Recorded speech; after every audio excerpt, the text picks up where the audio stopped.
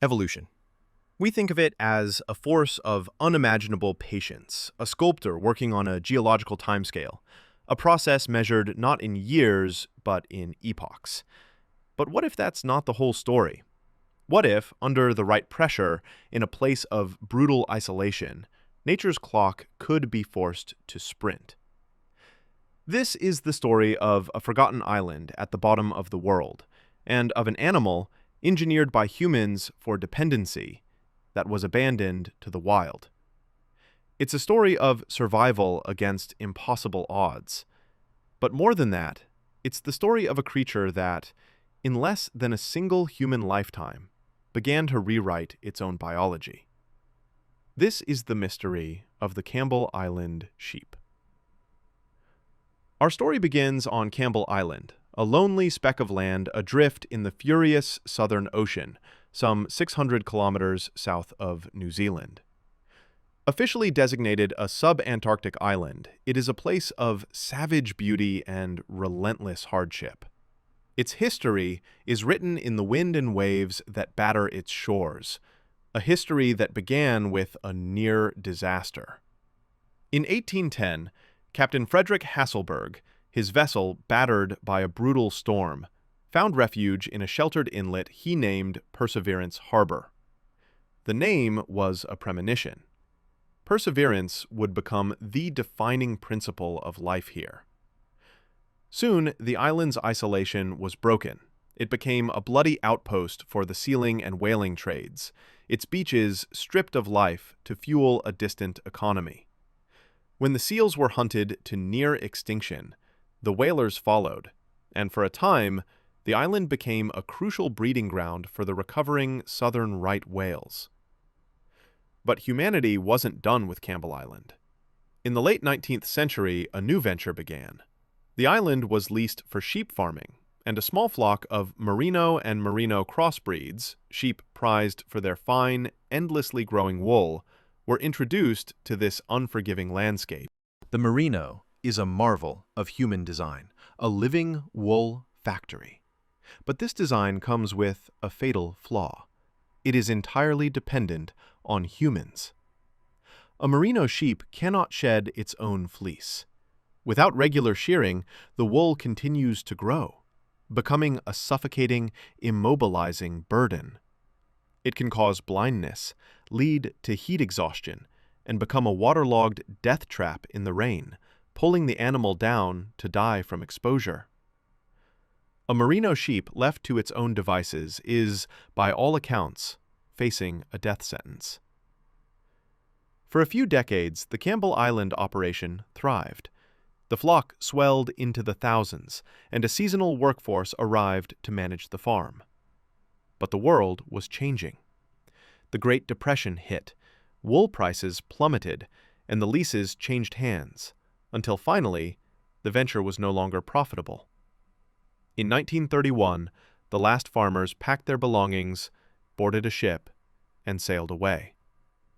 They left the island to the wind, the sea, and the thousands of sheep they had brought with them. They left them to face their fate alone. The stage was set for a tragedy. A flock of domesticated animals, bred for helplessness, abandoned on one of the harshest environments on Earth. The outcome seemed certain. Without shepherds to protect them or shearers to relieve them of their deadly burden, the flock was expected to collapse and vanish within a generation. And at first, it did. The population crashed. Decades later, surveys found only a few hundred sheep clinging to existence. But then, something remarkable happened. The decline stopped. The population stabilized, and then began to grow again. When scientists returned in the 1970s, they weren't greeted by a pathetic remnant of a domestic flock. They found something else entirely. Something wild. Something new. The sheep of Campbell Island had not just survived, they had transformed. The first and most stunning adaptation was the solution to the fleece problem. The sheep had re-evolved a trait their wild ancestors possessed, a trait long since bred out of them by humans: the ability to self-shed. Facing the lethal pressure of their ever-growing wool, natural selection had acted with ruthless speed. Only those sheep with a genetic quirk allowing them to cast off their fleece survived to reproduce. Within a few short decades, a flock that was once destined to be smothered by its own wool had become a population of self-sufficient survivors. This reawakening of a dormant ancestral gene was a marvel of rapid evolution. But the changes were more than skin deep. Scientists observed a radical shift in their behavior. Domestic sheep are placid, head-down grazers. These feral sheep were different. They stood with their heads held high, constantly scanning the horizon, wary and alert. To combat the island's freezing, gale-force winds, they developed a simple but brilliant tactic.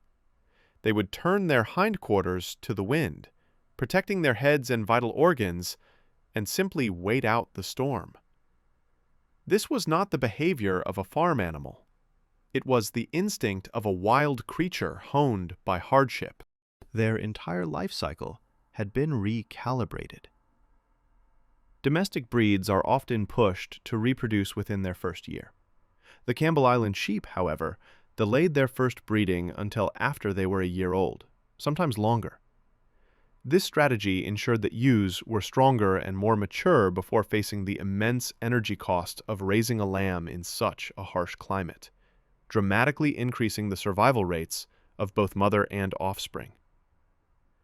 Even their bodies had been remolded by the island.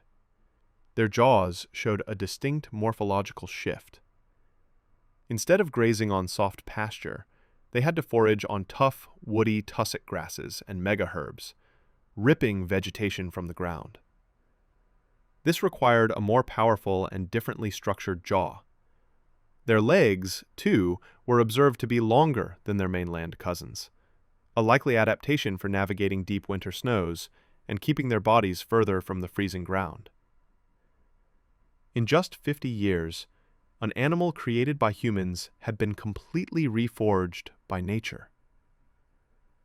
But this incredible story of adaptation had a dark side. While the sheep were transforming, so was the island. Their relentless grazing was devastating Campbell Island's unique and fragile ecosystem. Endemic plants, some found nowhere else on Earth, were being pushed to the brink of extinction. The dense carpets of tussock grass and vibrant megaherbs were grazed down to eroded soil. The island, a designated nature reserve, was in ecological crisis. A painful decision had to be made. The sheep, these miracles of rapid evolution, were also an invasive species. They did not belong. In 1970, a fence was erected, splitting the island in two. All the sheep on the northern half were systematically culled. For another decade, the southern flock was left alone, but by the late 1980s, their time was up as well. The systematic eradication began. The era of the wild sheep of Campbell Island was coming to an end. It was a conservation paradox.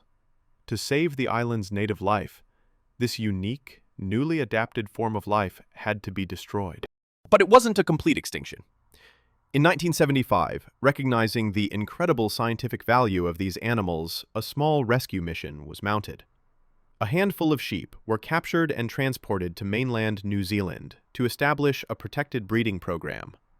Just 10 individuals were chosen to carry the genetic legacy of the entire island flock. Today, their descendants live on, a tiny population managed by dedicated breeders. They are living monuments to resilience. Even now, in the comfort of a farm, they retain the traits forged in the wild: the self-shedding fleece, the hardiness, the altered birthing patterns. The island's memory is written in their DNA. With the sheep gone, Campbell Island began to heal. The megaherbs and tussock grasses returned with astonishing speed. The island's unique flora recovered, and its seabird populations rebounded. From an ecological standpoint, the culling was a clear success. The story of the Campbell Island sheep forces us to ask difficult questions. It blurs the line between native and introduced, between a pest and a pioneer. Every species on Earth was, at some point, a migrant. At what point does an intruder stop being an intruder and earn its place in a new world? For the Campbell sheep, 50 years of adaptation wasn't enough to grant them that status. Their story is not an isolated incident. All around us, life is adapting at a pace we are only just beginning to understand. The London Underground mosquito evolved into a distinct species in just a few decades in the tunnels beneath the city. Australian dingoes, descended from domestic dogs, transformed into apex predators. Evolution is not a distant, fossilized process. It is a dynamic, living force, unfolding right before our eyes. And in an age of rapid climate change, the lesson of Campbell Island is more relevant than ever. As habitats shift and pressures mount, species across the globe are being forced into their own desperate evolutionary race. The sheep serve as both a warning and a source of wonder. A warning of the unforeseen consequences of human intervention, and a testament to the incredible, stubborn power of life to adapt and endure. So what is their ultimate legacy? Are they a jarring reminder of our capacity to damage and disrupt? Or are they a beautiful, fleeting example of evolution in action? A testament to nature's ability to find a way, even when all seems lost? Perhaps they are both. A monument to survival, built on the foundations of a human mistake.